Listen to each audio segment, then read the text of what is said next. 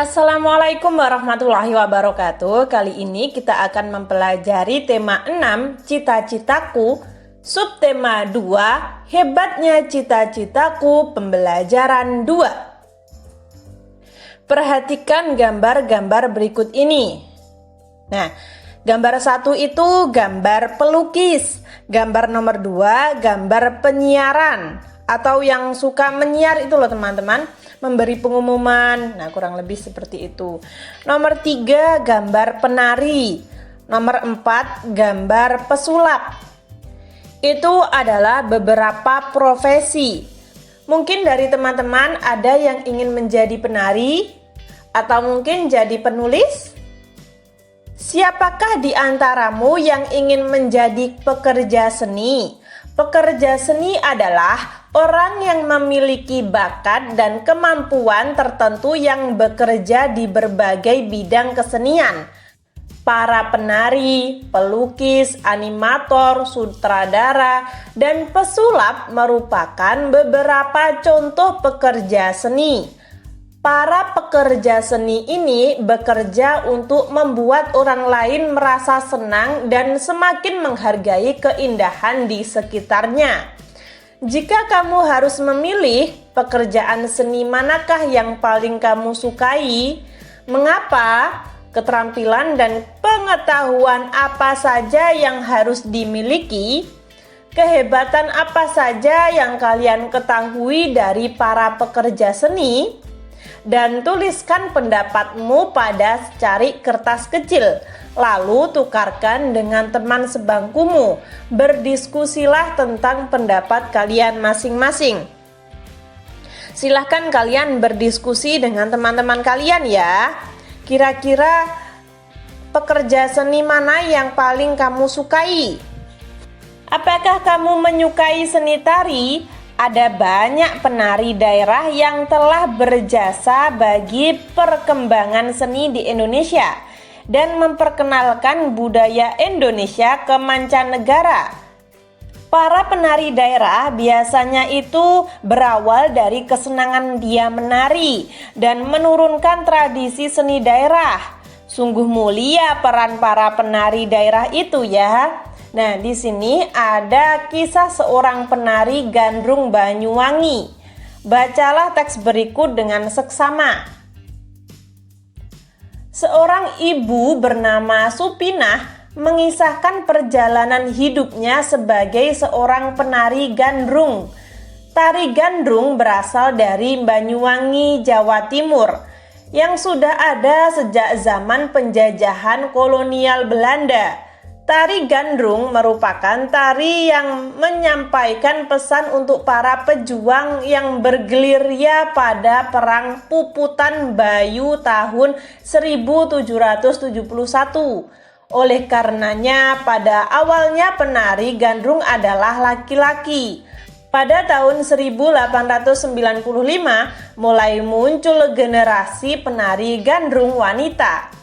Ibu Supinah mulai menjadi penari gandrung pada usia 14 tahun, yaitu sejak pada tahun 1979. Ibu Supinah bekerja pada sebuah kelompok tari gandrung yang dipimpin oleh Akidah, yaitu Gandrung Akidah. Di sana, Bu Supinah belajar dengan rajin, sehingga dalam waktu yang tidak terlalu lama, diperkenankan menari di pentas. Saat itu, Ibu Supinah sering tampil di pentas untuk acara-acara tertentu, seperti undangan atau perkawinan yang biasa digelar di masyarakat Banyuwangi. Ibu Supinah tidak pernah menyesali keputusannya untuk menjadi seorang penari gandrung. Ibu Supinah bangga karena tari gandrung melambangkan kesuburan. Ibu Supinah bahkan pernah diundang menari ke mancanegara seperti Amerika, Korea, dan Cina. Ibu Supinah tidak menyangka bahwa profesinya sebagai penari gandrung mendapat penghormatan yang tinggi.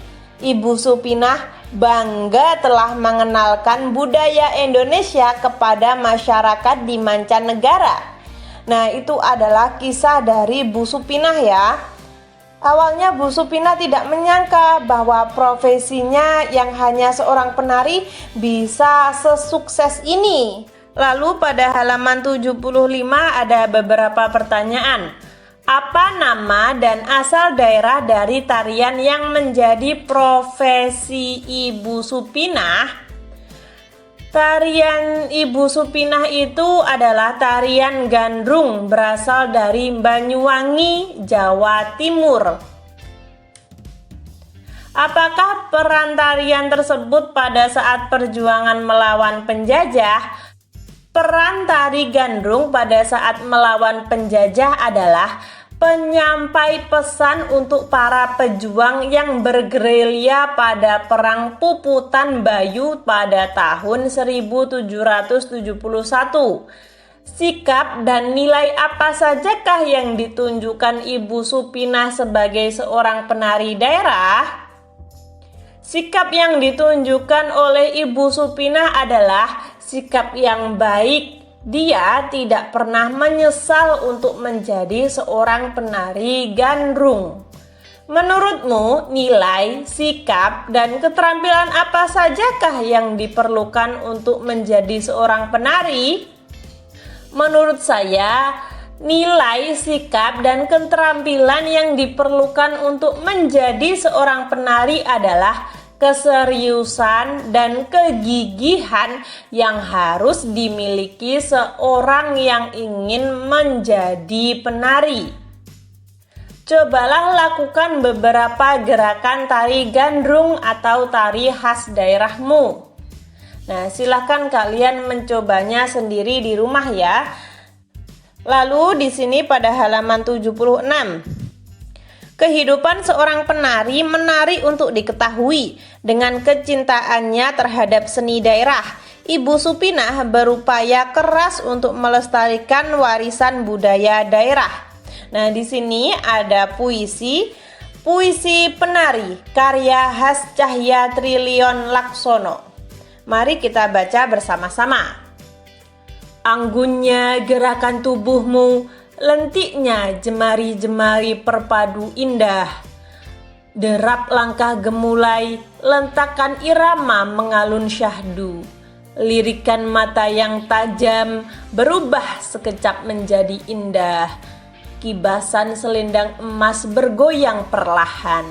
Liuk leher mengundang kekaguman. Menari dan terus menari dengan senyum dan ketulusan. Gerakanmu sungguh indah karena engkau menari dengan hatimu. Nah, itu adalah puisi ya. Puisi penari. Setelah kalian membaca puisi tersebut, pada halaman 76 ada beberapa pertanyaan. Apa judul puisi di atas dan siapa pengarangnya? Puisi penari dan karya Has Cahya Trilion Laksono. Terdiri atas berapa baitkah puisi penari? Terdiri atas 6 bait. Terdiri atas berapa baris puisi tersebut? Puisi penari terdiri atas 12 baris ya. Bercerita tentang apakah puisi penari? Buatlah sebuah paragraf yang menceritakan isi puisi tersebut. Pada puisi penari tersebut menceritakan tentang kegembiraan menjadi seorang penari dengan ikhlas dan tulus untuk menari. Buatlah sebuah gambar yang menggambarkan kisah dalam puisi penari. Nah, di sini saya menggambar seperti ini. Mungkin kalian bisa menggambar pada buku gambar kalian gambar seseorang yang sedang menari seperti saya ini ya. Selamat mencoba untuk menggambar.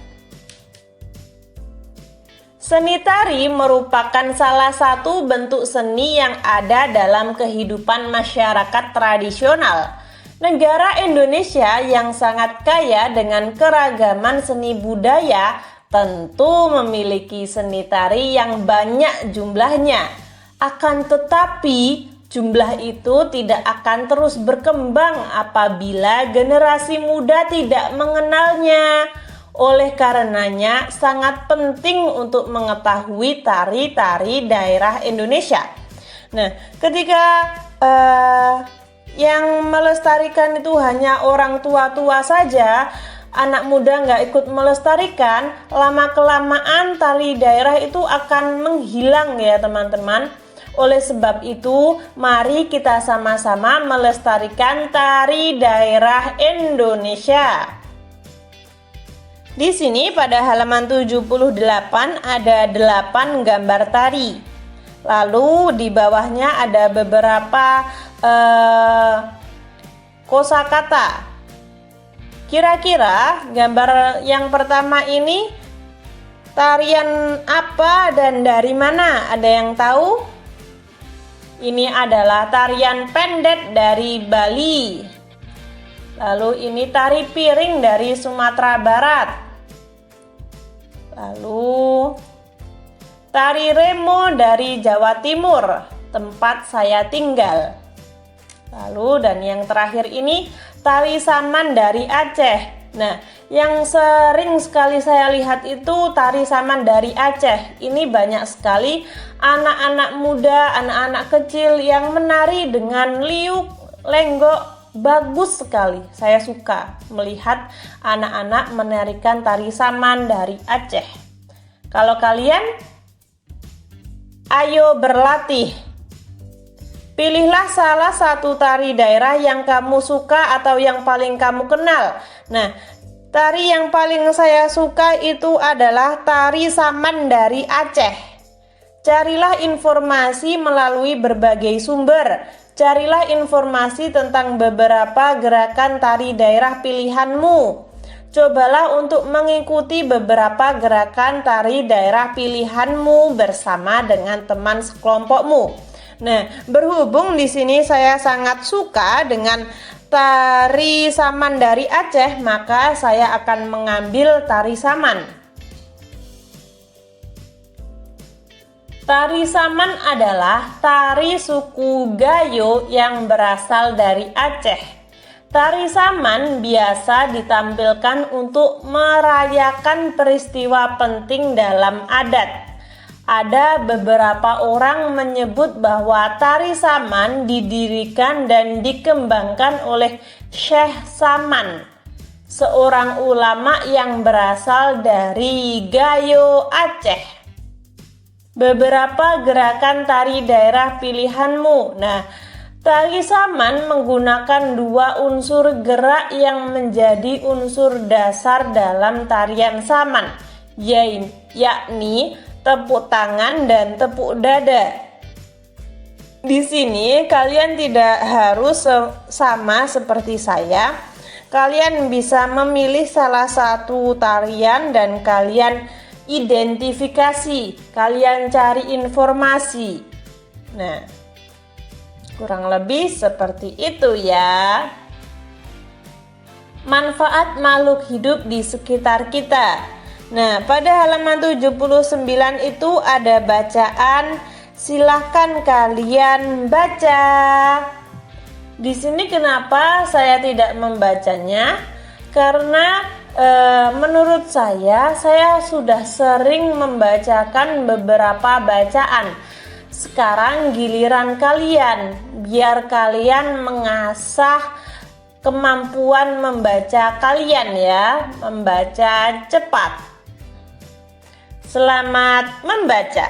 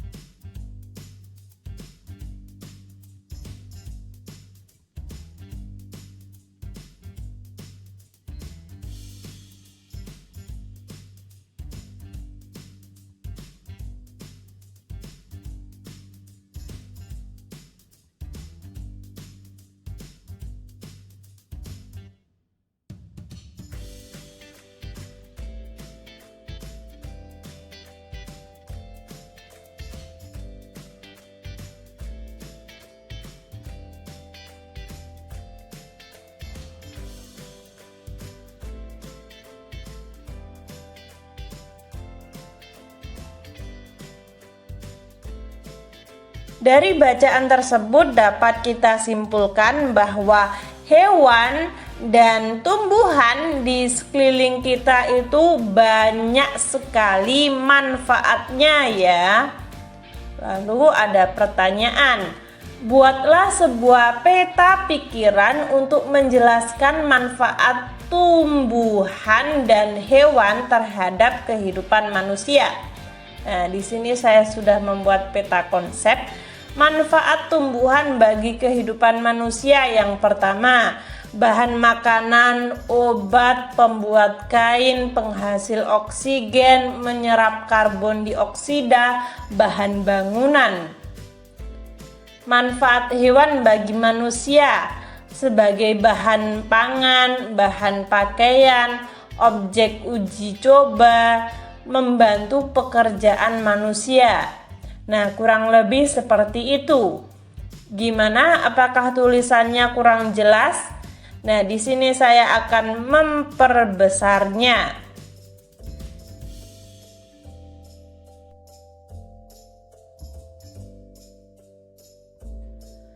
Jelaskan manfaat tumbuhan bagi lingkungan sekitar. Manfaatnya sebenarnya banyak sekali ya. Di sini saya hanya menyebutkan beberapa. Yang pertama, sebagai tempat perlindungan, sebagai tempat mencari ide-ide yang positif, sebagai tempat makhluk hidup untuk berlindung. Lalu jelaskan manfaat hewan bagi lingkungan sekitarnya, supaya bisa menjaga terciptanya keseimbangan pelestarian terhadap lingkungan. Nah, kurang lebih manfaat hewan seperti itu ya. Mungkin teman-teman ada saran lain atau ide lain juga tidak apa-apa, silahkan kalian tulis di komentar atau kalian tulis di buku tematik kalian.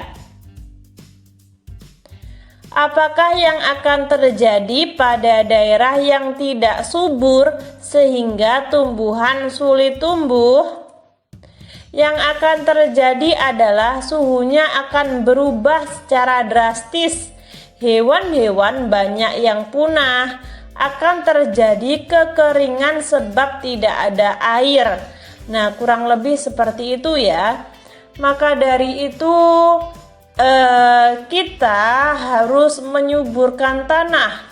Bagaimana caranya? Dengan memberikan pupuk dan lain sebagainya. Apakah yang akan terjadi pada hewan-hewan yang berada di hutan yang telah dirusak oleh kegiatan manusia? Yang akan terjadi adalah hewan-hewan tersebut akan berpindah tempat, tapi juga ada kemungkinan hewan-hewan tersebut akan punah atau mati karena tidak mempunyai tempat tinggal ya.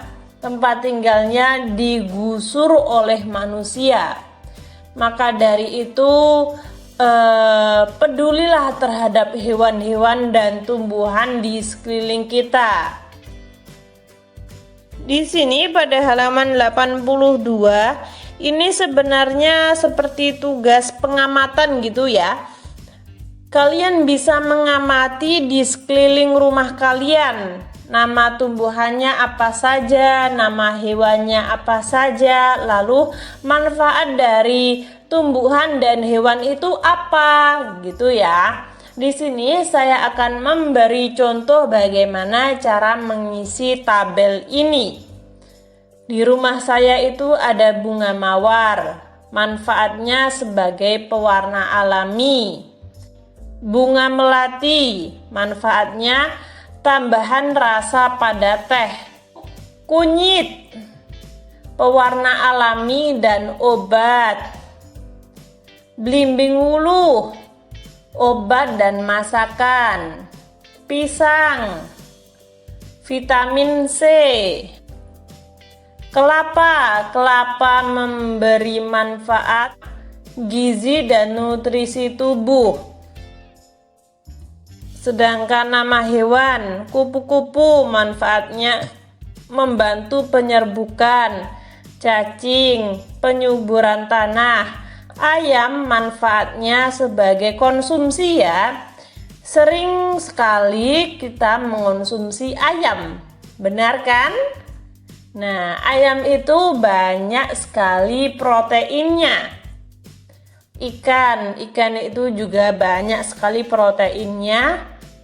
Lebah itu untuk penghasil madu. Burung sebagai penyerbukan tanah. Kurang lebih seperti itu ya.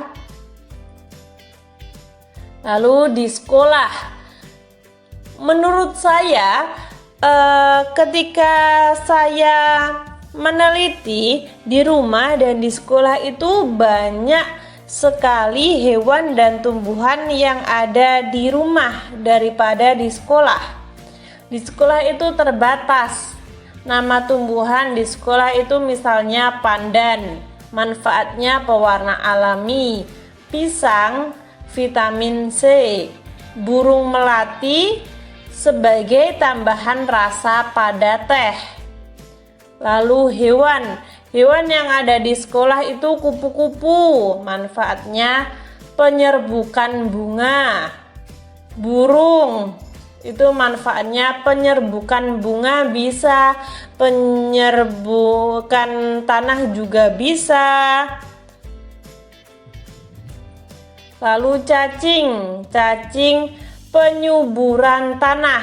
Nah, itu adalah tumbuhan dan hewan yang ada di sekolah. Mungkin teman-teman ada tambahan lain atau mungkin saya salah ketik, silahkan tulis di komentar ya. Kesimpulan. Nah, dari kesimpulan pengamatan tadi, saya dapat menyimpulkan bahwa hewan dan tumbuhan yang hidup di sekolah maupun di rumah itu memiliki banyak sekali manfaat. Kesimpulan tadi kita sudah belajar apa saja? Yang pertama, membaca puisi, menari, dan menjawab pertanyaan berkaitan dengan puisi tersebut. Yang kedua, membaca teks manfaat makhluk hidup di sekitar kita dan membuat peta pikiran dari bacaan tersebut. Yang ketiga, mencari informasi tentang beberapa gerak tari daerah, menjelaskan gerak tari kreasi daerah. Nah, kurang lebih seperti itu. Mungkin saya salah ketik atau mungkin salah pengucapan atau mungkin teman-teman masih ada yang bingung. Nah, silahkan kalian tulis di komentar. Sekian, terima kasih. Wassalamualaikum warahmatullahi wabarakatuh.